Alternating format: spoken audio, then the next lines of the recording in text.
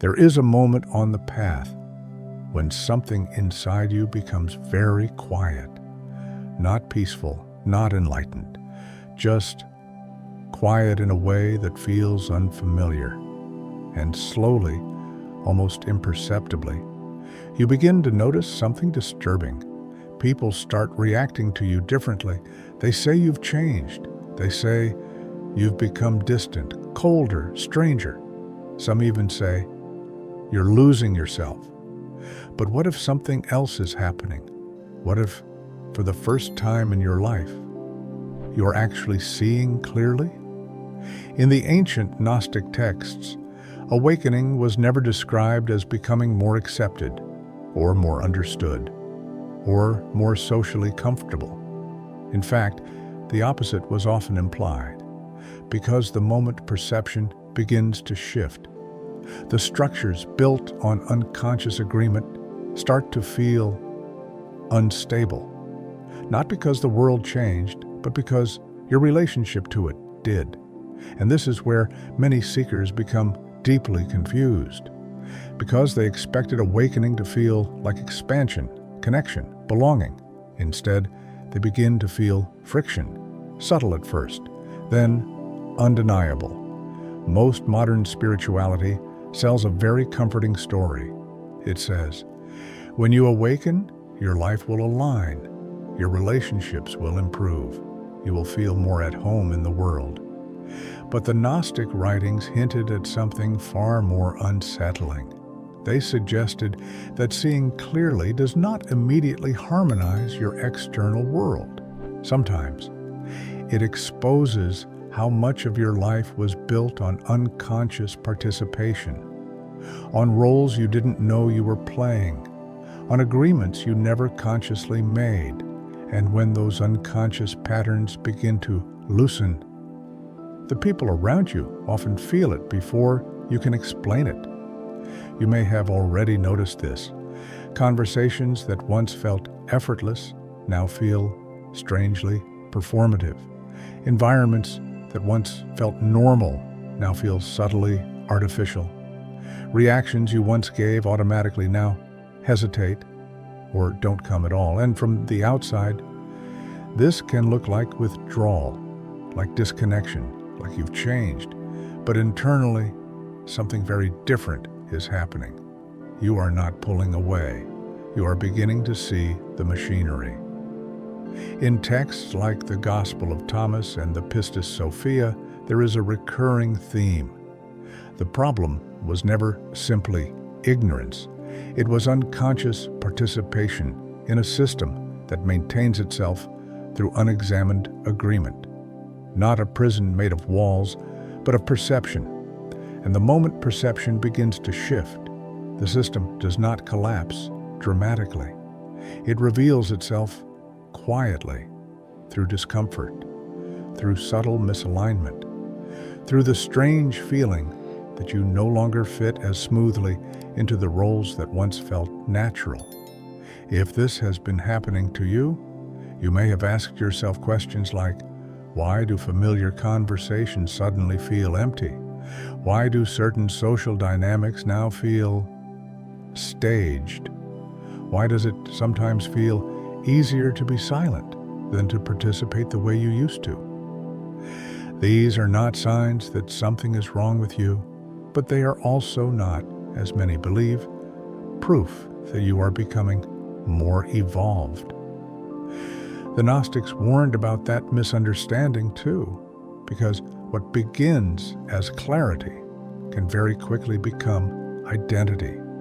And this is where the second trap begins to form, because seeing differently is only the beginning.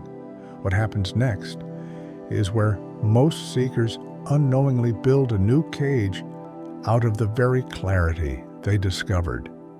And unless this is understood carefully, the feeling of isolation can quietly transform into something much more subtle and much more binding.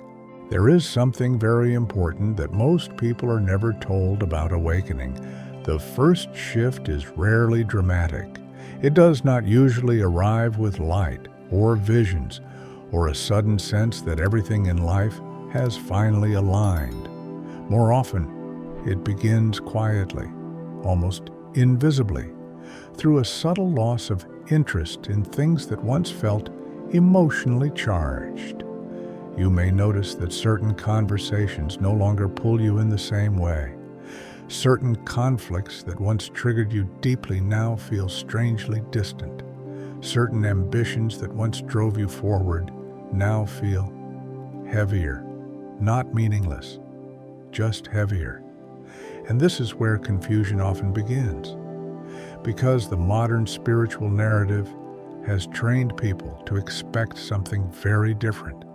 They expect awakening to feel like gaining energy, gaining clarity, gaining direction. But in many authentic descriptions from early Gnostic writings, the first movement of seeing clearly often feels more like something is loosening its grip, not expanding.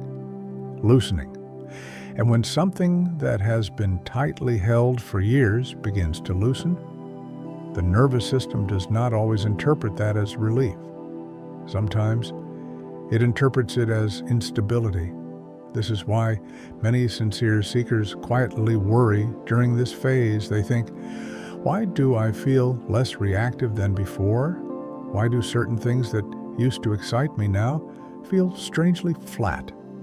Why do some social interactions suddenly feel effortful? But the Gnostics hinted that this phase was not a malfunction.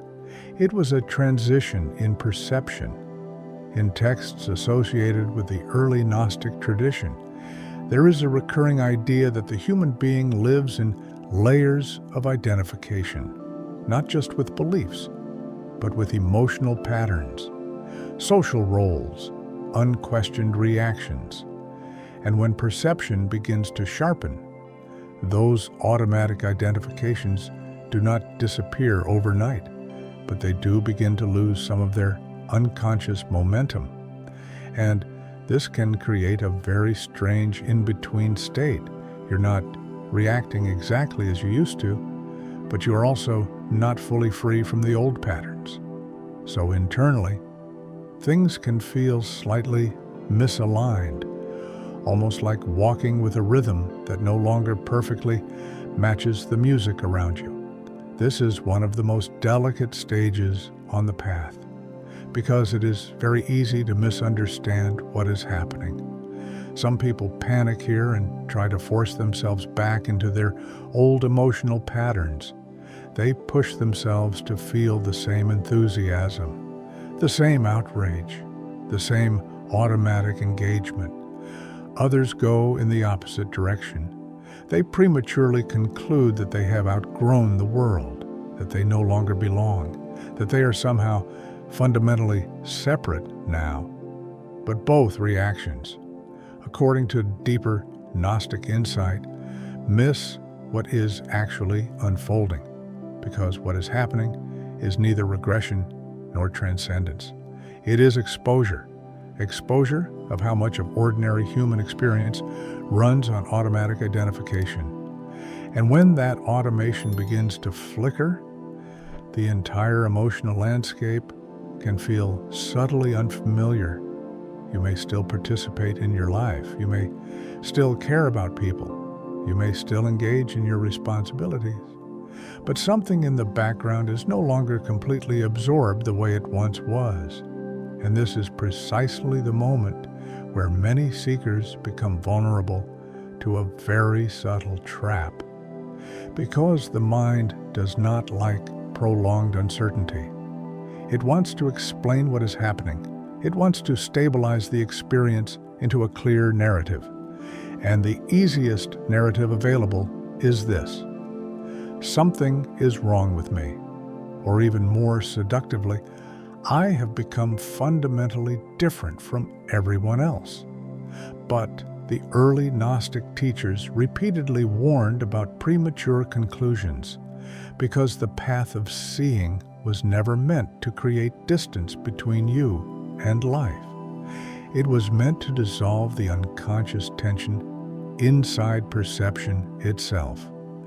And the phase you may be entering now is simply where that tension is beginning to reveal itself, quietly, gradually, without dramatic announcement.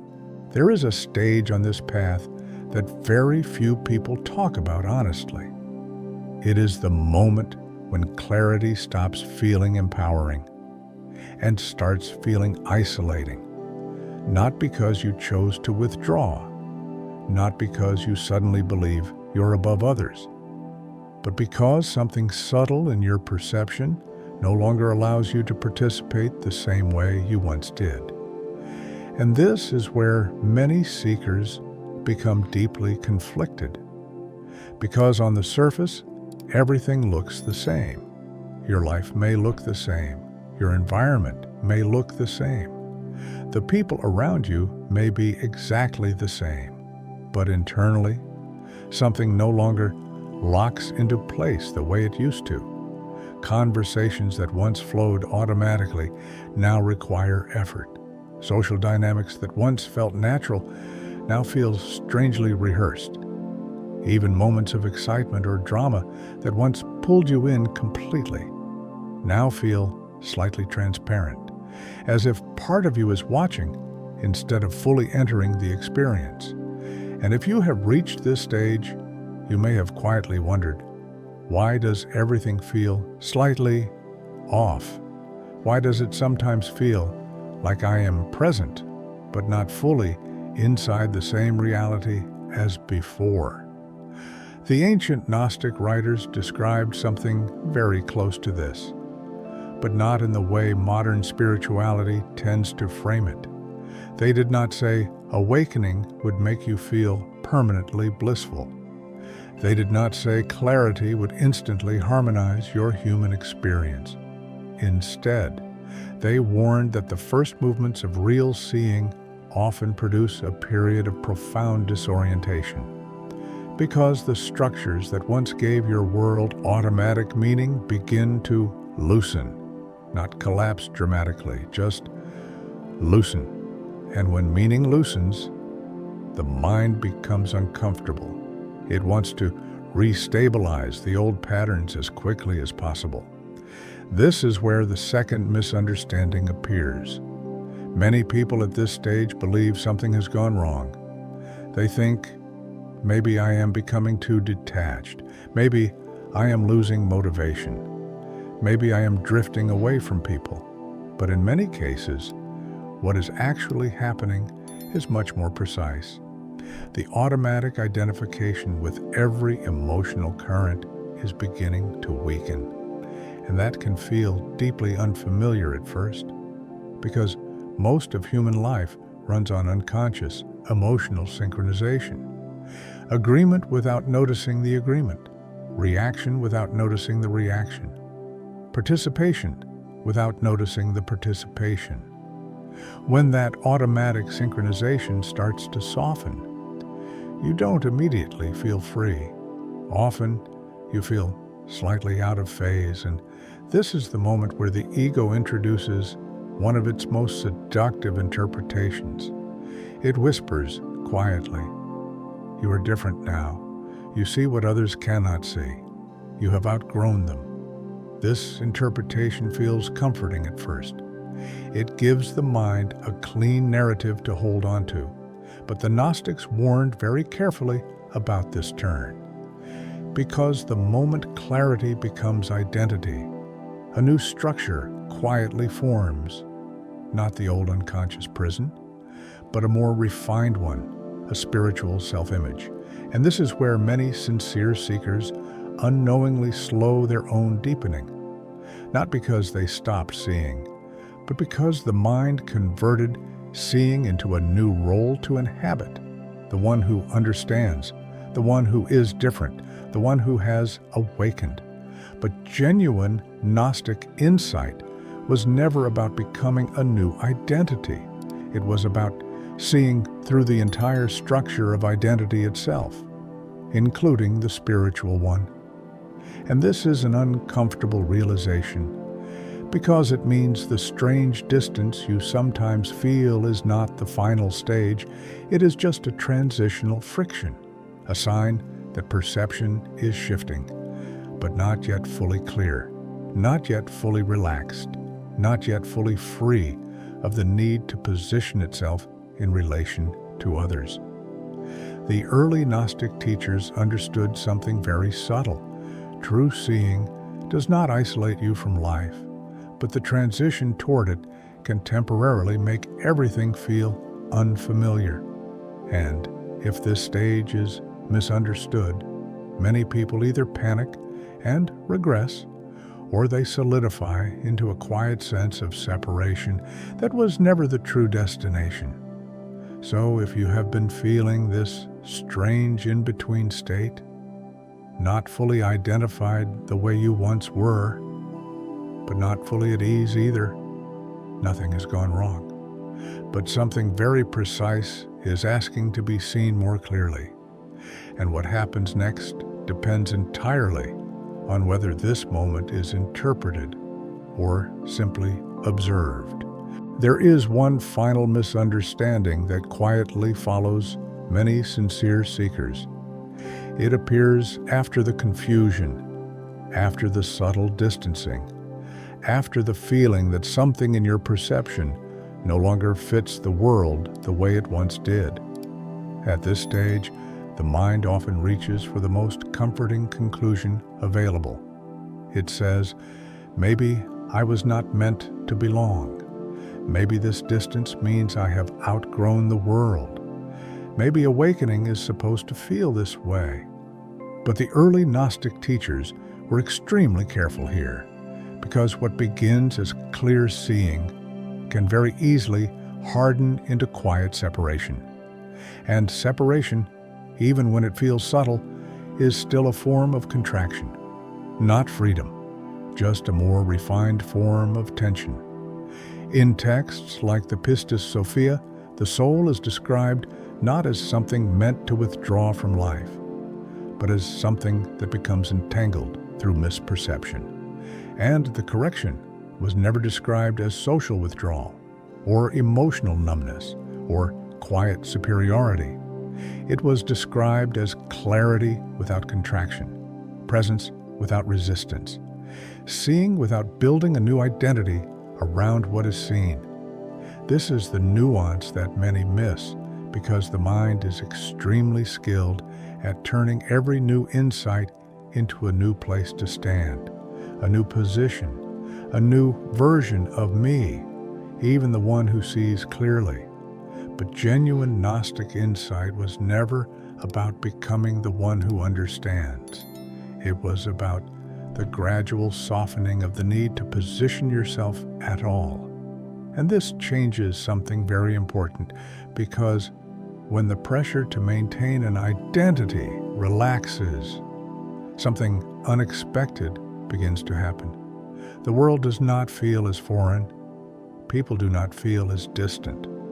Life does not feel as performative, not because you forced yourself back into old patterns, and not because you adopted a new spiritual role, but because the internal friction that was distorting perception begins to quiet down, very subtly, very naturally, without effort.